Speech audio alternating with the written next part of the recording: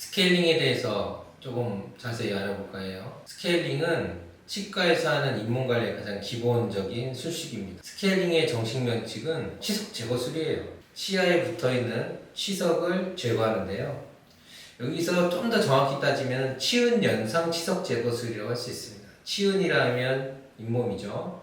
잇몸의 마진, 그 치아 잇몸의 경계부를 중심으로 해서 그 치아 쪽 위에, 즉 눈에 보이는 곳에 있는 치석을 제거하는 게 스케일링이에요.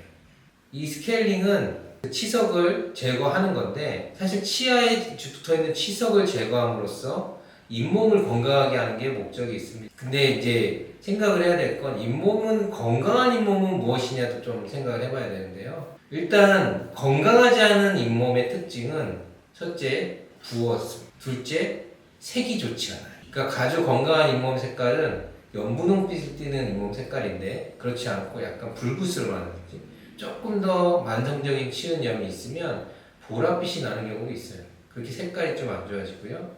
그 다음에 질감이 떨어져요. 아주 건강한 잇몸은 매우 매끈합니다. 딱 봐도 매끈하게 생겼어요. 근데 이제 건강하지 못한 잇몸은 뭔가 끓어오르는 듯하게 보이기도 하고, 너덜너덜하게 보이기도 하고, 뭔가 조금 지저분하게 보이기도 해요. 건강하지 못한 잇몸을 건강한 형태로 만듭니다. 그러면 거꾸로 생각해보면 건강하지 못했던 건 부었으니까 건강한 잇몸은 가라앉게 되죠.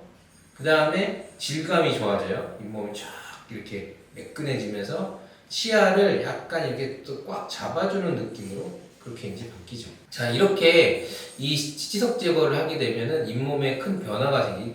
어떤 분들은 작은 변화일 수 있는데 어떤 분들에게는 큰 변화가 있을 수 있어요. 근데 이렇게 잇몸이 변화가 되면 치아 입장만 생각을 해보세요. 자신의 이렇게 둘레를 둘러싸고 있던, 아무리 그게 지저분했다 하더라도 어쨌든 자기를 이렇게 둘러싸고 있던 치석을 제거해 버렸어요. 근데 그걸 제거했더니 자기를 이렇게 덮고 있던 잇몸이 이렇게 가라앉았어요. 그러면 이만큼 치아에는 노출이 될 수밖에 없습니다. 특히 또 그 노출되는 부위가요, 치아의 구조에서 조금 약한 부위들인 경우가 많아요.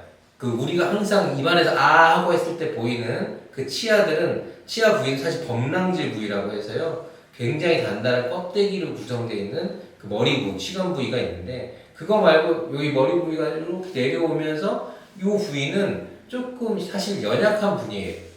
연약하다는 게 무슨 말이냐면 외부의 환경과 자극에 조금 민감한 애들입니다. 그래서 다시 정리하면 스케일링을 했더니 잇몸이 가라앉고 치아 주변에 있던, 덮고 있던 치석이 제거되니까 치아의 민감한 부위가 노출되면서 이 환경의 변화에 조금 예민하게 반응할 수밖에 없어요. 이 젊은 분들은 생각보다 이 변화가 크지 않습니다. 그래서 스케일링을 하고 나서 오히려 개운한 느낌을 더 많이 받고요.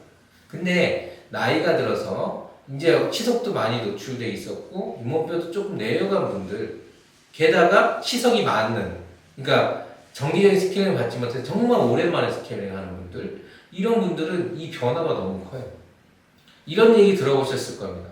스케일링을 했더니 너무 시려요. 오히려 더 불편해졌어요. 치아 사이에 구멍이 뚫렸어요. 이런 것들이 사실은 이 변화 때문에 나타나는 현상이고, 특히 나이가 있으신 분들, 이제 40, 50대 이상 분들에게서 아주 잘 나타나요. 그래서 스케일링을 할 때는 준비를 하는 게 좋습니다. 특히 내가 스케일링을 안 하다가 어떤 생각이 들어서 스케일링을 하고자 한다면 일단 좀 마음의 준비를 해야 돼요. 아, 이런 변화가 있을 거다 라는. 그러니까 항상 어떤 치료는 긍정적인 효과만 있다면 제일 좋지만 이 잇몸 치료, 특히 이 스케일링은 그렇지 않아요.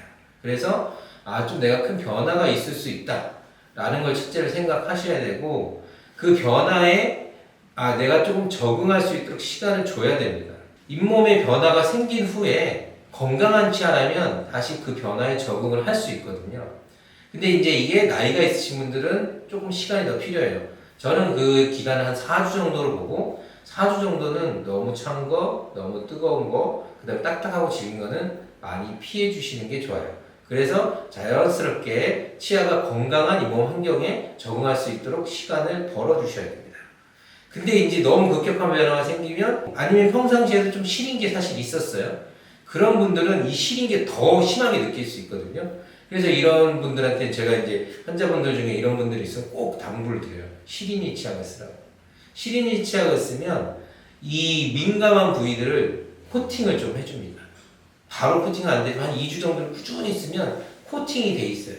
돼 있는 상태에서 잇몸 변화가 생기면 그 충격이 조금은 둔감하게 받아들일 수 있어요. 좀 약하게 느껴질 수 있으니까 사실은 시리니 치약을 미리 쓰는 것도 굉장한 도움이 되죠.